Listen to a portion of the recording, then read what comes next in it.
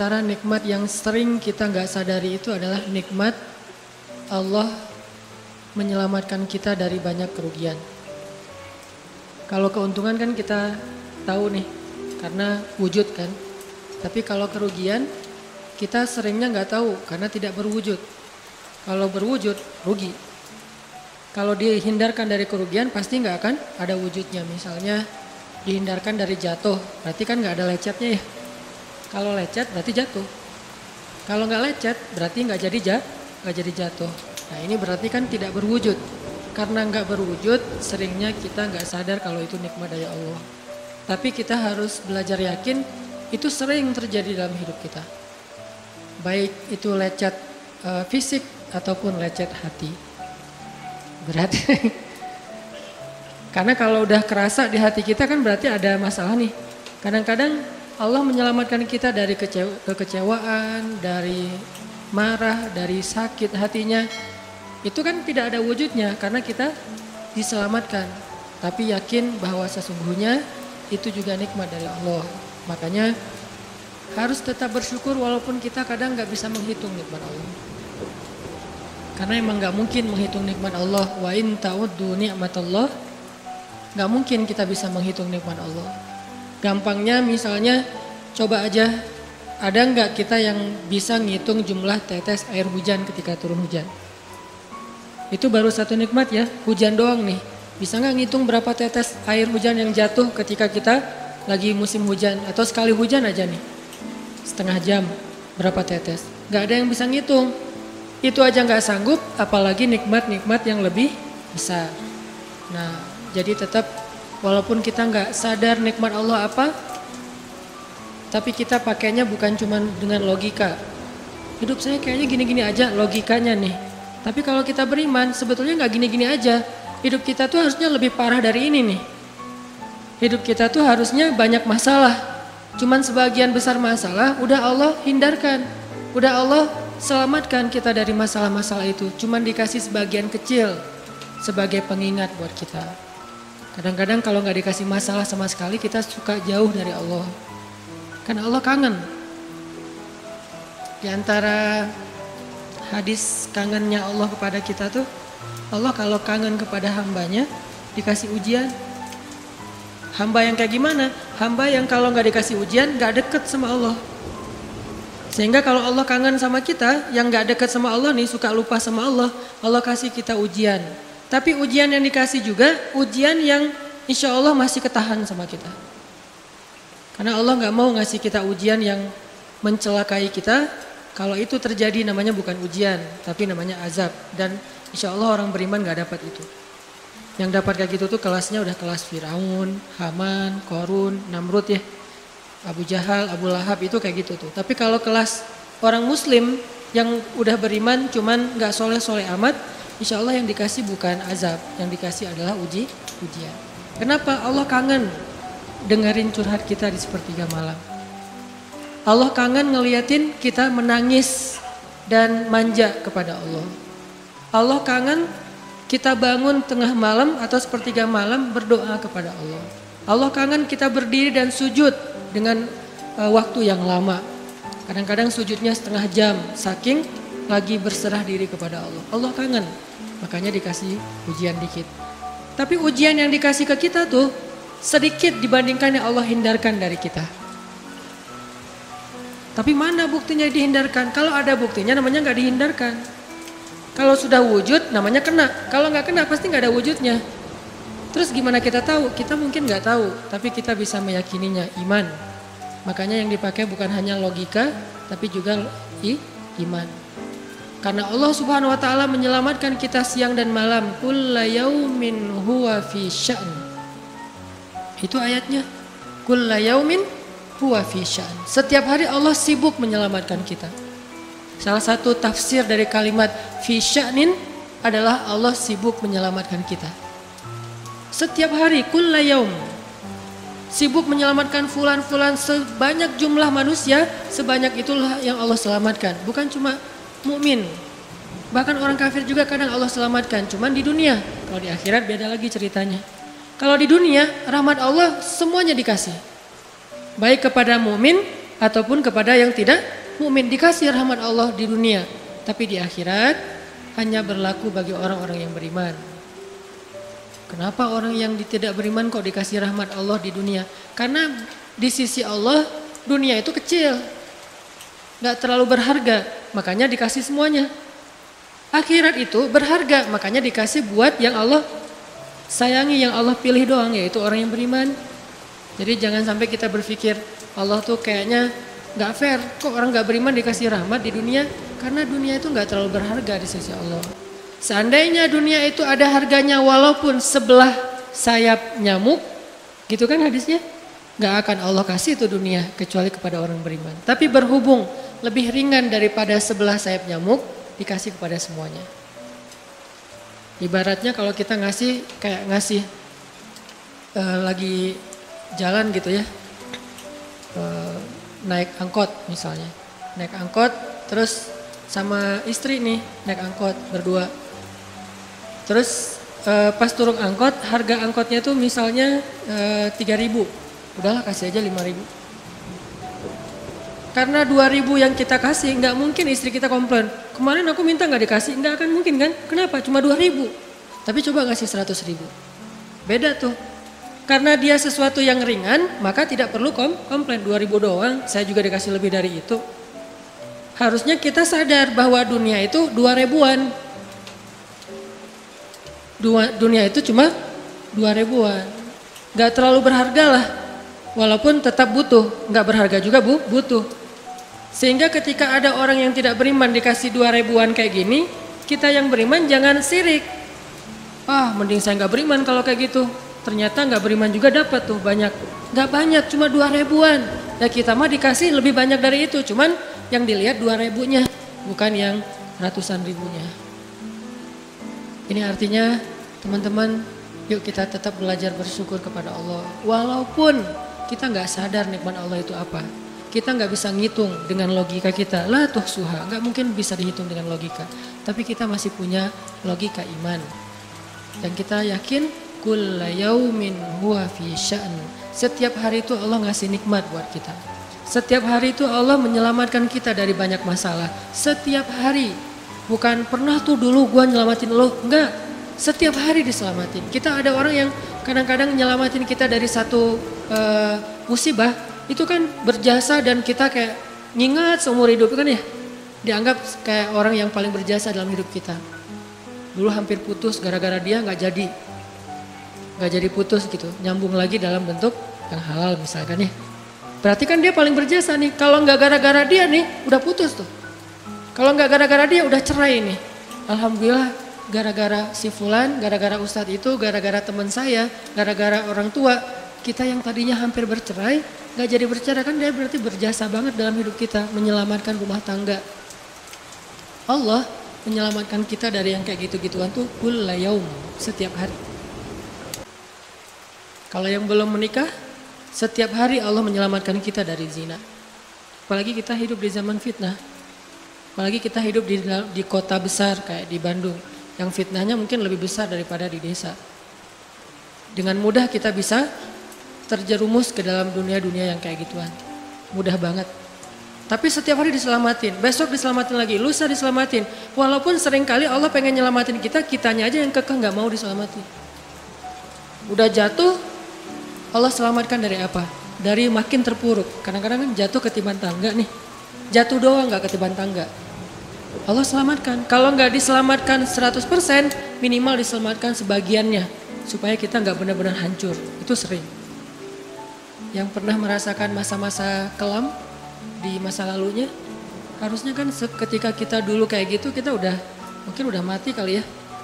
Yang sering tawuran misalnya, yang sering tarung di jalan, alasannya alasan sepele gitu. Kayak kemarin saya pas ke Jakarta ada acara di daerah Bintaro tuh, lagi jalan, ada tawuran pelajar, pada bawa golok, bawa samurai, bawa celurit segala macam.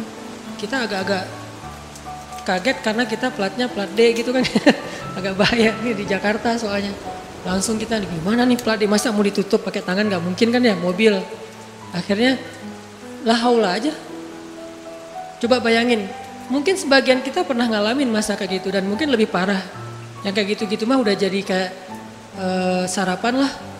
Kalau nggak makan siang. Kayak gitu-gitu udah sering. Kenapa masih bisa selamat dan sekarang bisa duduk di masjid? Kalau bukan karena Allah menyelamatkan kita. Jadi kalau ada yang cerita ke saya tuh tentang pengalaman masa lalunya yang luar biasa kelam, saya tuh selalu bukan takjub ke dianya, takjub ke Allahnya. Bukan takjub karena dia bisa berhijrah, takjub karena Allah masih menyelamatkan dia dan menghijrahkan dia. Sehingga ketika dengar cerita kayak gitu, yang kita ucapkan adalah Masya Allah, Alhamdulillah. Bukan, wah hebat lo ya, dulu pernah bunuh orang, pernah ini, pernah, semua dosa pernah gue lakuin dah. Itu gak perlu bangga, karena kalau dia gak diselamatin Allah, dulu udah celaka dengan dosa-dosa itu. Tapi karena Allah selamatkan, akhirnya dia diberi kesempatan. Bikin dosa dibiarin sama Allah. Bikin dosa dibiarin, bukan dibiarin berbuat dosa, dibiarin supaya dia kembali kepada Allah, dikasih kesempatan. Dan itu gak sehari, bertahun-tahun kan kita kayak gitu. Masih aja Allah biarin, masih Allah kasih kesempatan. Ini artinya teman-teman, benar kulla yaumin huwa fi sya'an. Setiap hari itu Allah selalu jagain kita. Setiap hari itu Allah selalu nyelamatin kita dari banyak masalah. Kalau yang udah nikah, mungkin di hari-hari pertama atau tahun-tahun pertama, nih pengalaman pernikahan ya. Ya gak apa-apa deh. Sedikit lah ya, saya emang gak terlalu berpengalaman. Ada yang lebih berpengalaman dari saya lah ya. Ada sedikit pengalaman. Biasanya orang yang baru nikah ujiannya itu 3 tahun pertama. Kalau dia bisa ngelewatin masa 3 tahun pertama, insya Allah agak lebih mudah ke depannya. 3 tahun pertama ini paling berat.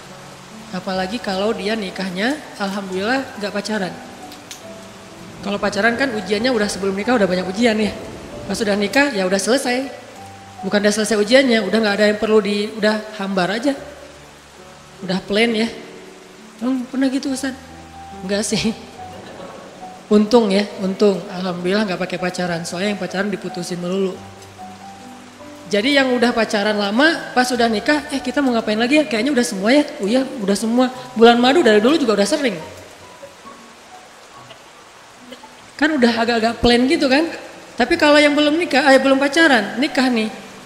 Jadi kayak benar-benar baru pacaran, cuman ada konsekuensi lain yang mungkin ini jadi kayak semacam ujian lah biar sabar. Masa-masa adaptasi, masa-masa saling mulai mengerti, oh ternyata kamu tuh kayak gini dan segala macam. Apalagi kalau baru nikah langsung LDRan kan berat banget tuh. Nikah LDRan, pacaran LDRan aja berat. Bener gak sih? Nggak ngaku Pacaran LDRan aja berat, apalagi nikah LDRan. Kenapa? Pacaran itu kan masih banyak pantangan. Nikah kan udah masih banyak ibadahnya. Tapi nggak boleh ibadah, coba gimana? Nggak sengsara tuh, merana kan? Harusnya boleh tapi nggak boleh. Yang tadinya nggak boleh aja sengsara, apalagi udah boleh. Nah ini artinya setiap hari dalam tahun-tahun pertama pernikahan kita bisa aja mengatakan, udah deh, saya talak kamu. Apalagi laki-laki. Kalau nggak sabar dikit keluar kata-kata talak. Kalau udah keluar nggak bisa ditarik lagi tuh. Karena kalimat itu walaupun guyon tetap kena kan. Guyon aja kena apalagi serius. Enggak usah, saya waktu itu lagi dikuasai amarah. Emang ada yang cerai dalam keadaan nyaman. Kita talak yuk gitu. Nggak ada kan. Yang namanya cerai pasti marah tuh. Jadi nggak ada istilah gara-gara marah terus talaknya nggak berlaku, nggak. Maksud marah yang nggak berlaku talak itu kalau sampai hilang akal. Tapi rata-rata kita masih berakal sih walaupun marah juga. Karena ada orang yang marah tuh kemudian dia jadi kayak orang yang gila gitu gara-gara marahnya itu hilang akal. Tapi kalau masih berakal, masih mukallaf, masih bisa berpikir, ya namanya cerai nggak ada yang nggak marah. Yang namanya cerai pasti marah. Aku talak kamu. Gak ada, udah talak manggilnya say. Udah gitu pakai emoticon yang love gitu. Tapi talak kan agak-agak klise ya. Gak ada, pasti emoticonnya tuh berderai-derai atau hatinya terbelah kan gitu kan ya. Lagi rame soalnya tuh yang kayak gitu-gitu. Ini artinya bahwa yang namanya talak gak ada nyamannya. Pasti lagi marah dan tetap berlaku teman-teman. Kalau gak Allah membimbing lisan kita, mungkin hari kedua udah talak. Kalau Allah nggak membimbing hati kita, mungkin bulan pertama udah talak. Berarti kulla yaumin huwa fi sya'an. Sebetulnya kalau dengan logika iman, harusnya kita yakin Setiap hari itu Allah pasti nyelamatin kita, setiap hari. Cuman karena udah diselamatin jadi nggak ketahuan. Kalau nggak diselamatin ketahuan. Tadi mau jatuh di jalan nih, naik motor nih. Mau keserempet harusnya jatuh. Tapi nggak jadi keserempet. Atau keserempet dikit nggak jatuh. Kan kita suka lupa kalau kayak gitu kan nih. Kalau udah jatuh baru ingat. Kan saya tadi udah baca bismillah, kenapa masih jatuh? Gitu kan? Tapi kalau nggak jatuh, kita lupa bahwa ternyata perjalanan kita itu dilindungi oleh Allah. Sehingga kalau udah sampai bilang, alhamdulillah. Jadi banyak yang kita nggak bisa ngitung karena memang tidak terjadi. Kenapa nggak terjadi? Allah yang menyelamatkan kita. Kulla yaumin huwa fi sya'an. Sehingga tetap walaupun mungkin kita nggak ngerasain, bilang aja alhamdulillah, alhamdulillah setiap hari aja gitu. Karena nggak ada ruginya juga kita ngomongin alhamdulillah. Satu-satunya kata atau nama yang nggak rugi disebut cuma nama Allah. Dan satu-satunya nama yang rugi kalau disebut nama mantan. Itu nggak enak banget nyebutnya. Kadang-kadang lagi ngobrol sama teman atau lagi kenalan di dalam kampus nih ya. Atau kelas anak baru ceritanya. Kan kenalan nih. Dipanggil nama sama guru satu-satu. Pas ada satu nama misalnya namanya siapa gitu kan ya. Kita sendiri yang pas nama itu disebut langsung meriang. Nah kamu kenapa? Itu nama mantan saya bu. Kan suka gitu ya. Sampai ada nama jalan bisa buat dia kegeeran sendiri. Saya pernah di Masjidil Haram ada salah satu nama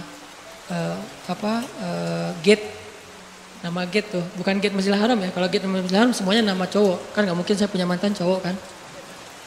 Salah satu gate di hotel lah, itu namanya tuh nama, pokoknya nggak usah disebut, ketahuan ntar, di stalking lagi ya. Ada salah satu gate di hotel besar kayak Zam-Zam Tower gitu, gate-nya tuh namanya nama seseorang. Pas ngeliat tuh, gitu doang. Coba bayangin, nama aja bisa bikin kita calangap? Nama, coba. Jadi satu-satunya nama yang kalau disebut itu bikin kita nggak nyaman, itu nama muatan. Dan satu-satunya nama yang kalau disebut bikin kita dapat kebaikan, cuma nama Allah Subhanahu Wa Taala. Setelah itu baru nama Muhammad Sallallahu Alaihi Wasallam. Makanya nggak ada ruginya lah bilang bismillah, innalillah, astagfirullah, masya Allah, subhanallah dan segala macam yang ada kata Allahnya. Sehingga Nabi bilang segala sesuatu yang di dalamnya ada nama Allah maka diberkahi. Dan segala sesuatu yang di dalamnya tidak ada nama Allah maka tercabutlah kebaikannya. Jadi nggak ada rugi. Sehingga sampai nama orang aja yang paling baik itu adalah Abdullah sama Abdurrahman. Walaupun manggilnya Dul, El, tapi tetap namanya bagus nih, Abdullah, Abdurrahman. Panjangan prolognya. Tapi ada hubungannya, Allah itu kalau kangen sama kita, Allah kasih kita ujian. Makanya jangan bikin Allah ngasih kita ujian kalau kangen, tapi ngasih kita nikmat. Kenapa Allah kasih kita nikmat? Soalnya kita udah biasa, nggak perlu diuji juga, udah tetap setiap malam tuh curhat sama Allah. Bukan pas lagi banyak masalah doang baru curhat. Kalau pas banyak masalah doang baru curhat, berarti pas kita lagi normal, kita lama tuh nggak ketemu Allah, nggak pernah miss call Allah, nggak pernah japri Allah, nggak pernah curhat ke Allah, nggak pernah DM. Kan Allah kangen nih, kemana ya dia? Kok nggak pernah DM saya? Kok nggak pernah miss call saya? Kok nggak pernah japri ke saya? Padahal online-nya sering loh. Tapi kok nggak pernah ke saya? Nih online-nya masih apa nih? Kan Allah suka gitu sama hambanya, walaupun dengan analogi sosmed ya. Tapi Allah tuh perhatian banget sama kita. Allah nungguin kita datang. Setelah sekian lama kita cuek sama Allah, tiba-tiba kita baru niat mau datang. Duh, udah lama juga ya saya belum japri ke Allah. Baru gitu doang, belum diketik nih, belum typing. Baru niat doang nih, Allah udah bahagia coba. Allah kok baik banget nih sama kita ya. Seolah-olah Allah butuh kita, padahal gak sama sekali loh. Ghaniyun anil alamin. Allah tuh gak butuh kepada siapapun di antara hambanya, gak butuh sama sekali. Tapi kayak seolah-olah Allah tuh yang butuh banget sama kita. Saking baiknya Allah. Allah itu raufun, rahimun, karimun, jawadun, apalagi latifun. Nah latifun Allah tuh. Sangat pengen dekat sama hambanya, itu Allah. Udah lama pergi nih.